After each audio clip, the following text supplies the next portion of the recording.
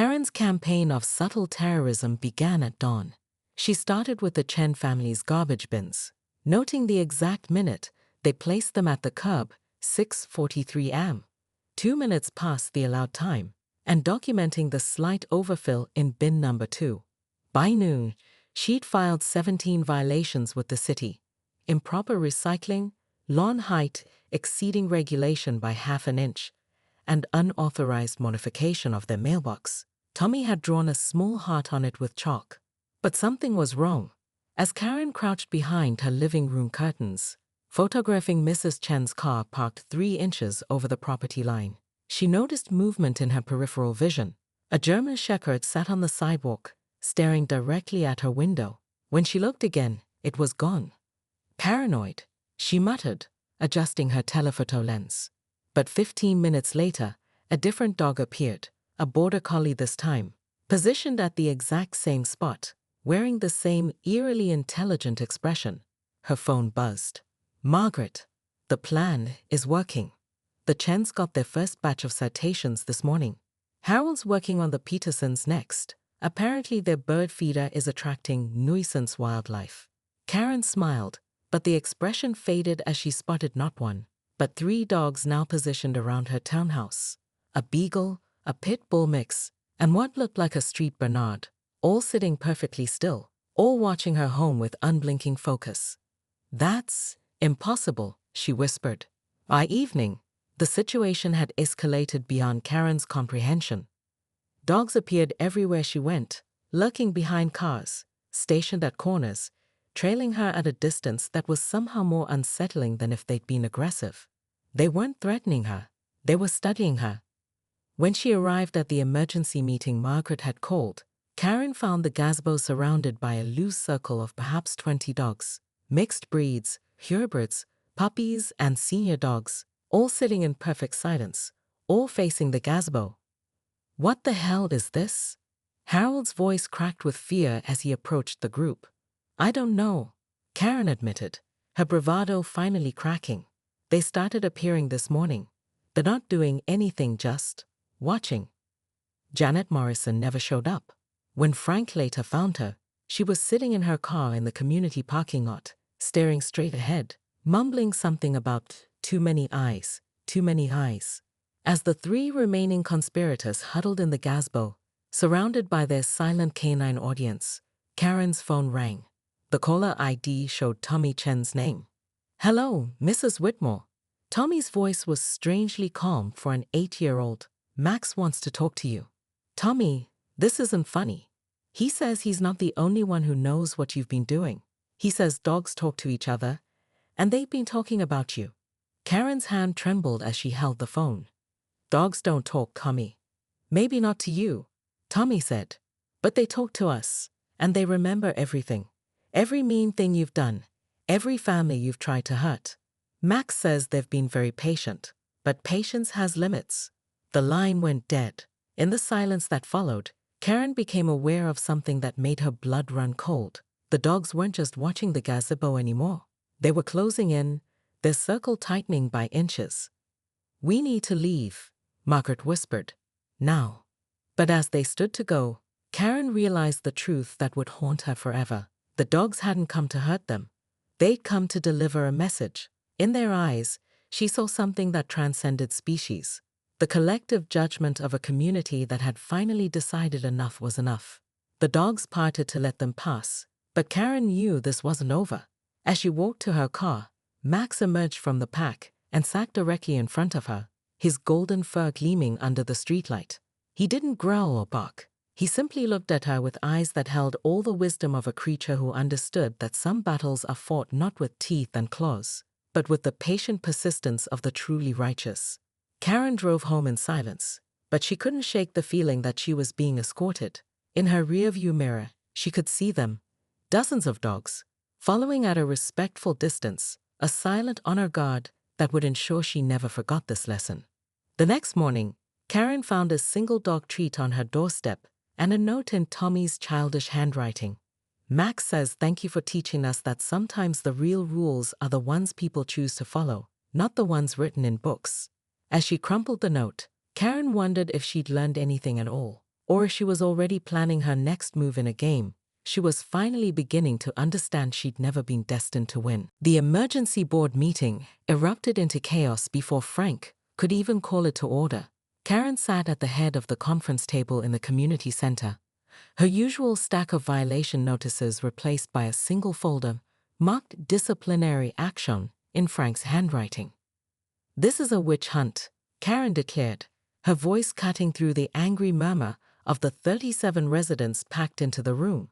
"I've devoted my life to maintaining the standards that make Willowbrook Estates the premier community it is today. By attacking children's pets," shouted Dave Martinez from the back row, his voice dripping with sarcasm. "That animal was a 10-year-old golden retriever who wouldn't hurt a fly," interrupted Sarah Kim, Tommy's aunt who'd driven over from across town. "I've known Max since he was a puppy. He's gentler than most humans in this room." Karen's eyes darted around the room, taking in the sea of hostile faces. These people had never understood her vision. They were content to let the community slide into mediocrity, to allow rule breakers to chip away at everything she'd worked to build. "Motion to remove Karen Whitmore from all HOA positions," Frank announced, his voice heavy with exhaustion. "Seconded," came a chorus of voices. "This is illegal." Karen stood so quickly her chair toppled backward. "You can't remove me without proper procedure. I have rights." "You have the right to remain silent," muttered Jerry Walsh, the retired police officer from Building C. The vote was swift and merciless. 34 in favor, 2 abstentions, and 1 vote against, Karen's own. As the results were announced, she felt something crack inside her chest. Not her heart, exactly, but something deeper, the foundation of her identity. "This isn't over," she whispered, gathering her things with shaking hands. "You people have no idea what you've just done." As she walked to her car, Karen's phone buzzed with a text from an unknown number. "Saw what happened at the pool. Some of us appreciate your dedication to rules.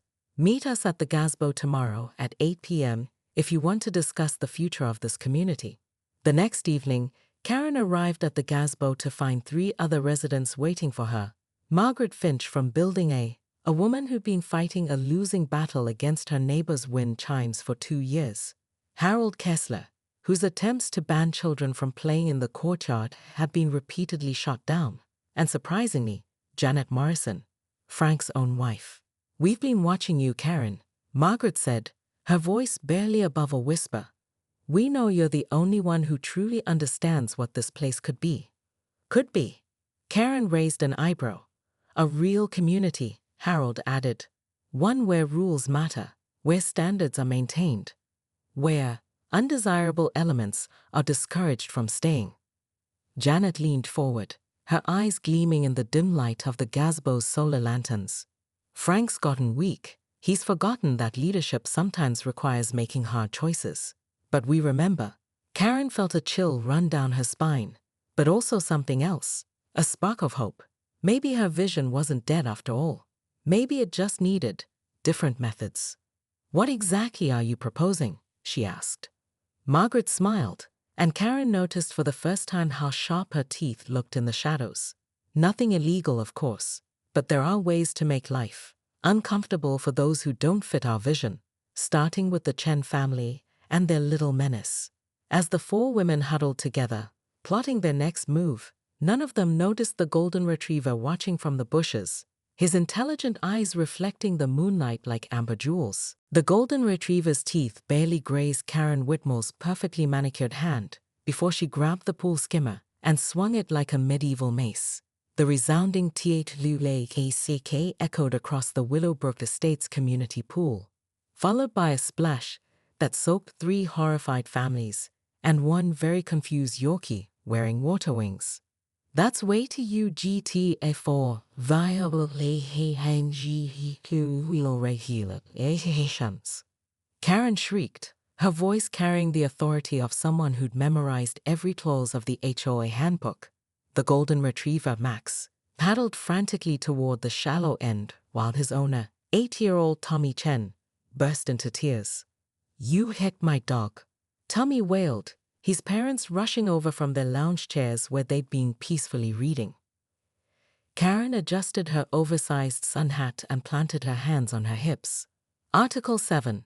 Section 3 of the pool rules clearly states that pets are prohibited in the pool area. That beast was contaminating our water supply. He wasn't even in the pool. Tommy's mother, Lisa, snapped. He was just drinking from his water bowl. The bowl was within the 5-foot perimeter. Karen shot back, brandishing her laminated copy of the pool rules. And when I attempted to enforce the regulations, that animal became aggressive. The crowd gathered around the pool deck murmured among themselves. Max had done nothing more than lick Karen's hand when she tried to confiscate his water bowl. But Karen's version of events painted a different picture entirely. "I'm calling the HOA board," announced Mrs. Peterson, the elderly woman who lived in the corner unit. "This is completely unacceptable." Karen's face flushed red beneath her zinc oxide nose guard. "I am the HOA board. I'm the vice president of community standards and pool maintenance oversight." "Not anymore," said a deep voice from the pool gate. Everyone turned to see Frank Morrison, the HOA president, his usual golf attire replaced by swim trunks and a scowl. "I just got 17 phone calls about this incident, Karen. 17. Frank, you don't understand. What I understand is that you assaulted a family pet with pool equipment." Frank's voice carried the weight of someone who'd clearly reached his limit. "The emergency board meeting is tonight at 7. Your position is under review." Karen's mouth opened and closed like a fish out of water. In 3 years of HOA service, she'd never been challenged. She'd built her reputation on strict rule enforcement and unwavering dedication to property values. The idea that her authority could be questioned was inconceivable. "Fine," she said, her voice trembling with barely contained rage. "But when property values plummet because we allow this place to become a zoo, don't come crying to me." She gathered her pool bag and marched toward the gate, her flip-flops slapping against the concrete with each indignant step. Behind her, Tommy was hugging Max tightly while his parents comforted him. As Karen reached her car, she couldn't shake the feeling that something fundamental had shifted. The residents' glares felt different now, less respectful, more predatory, like they were waiting for something.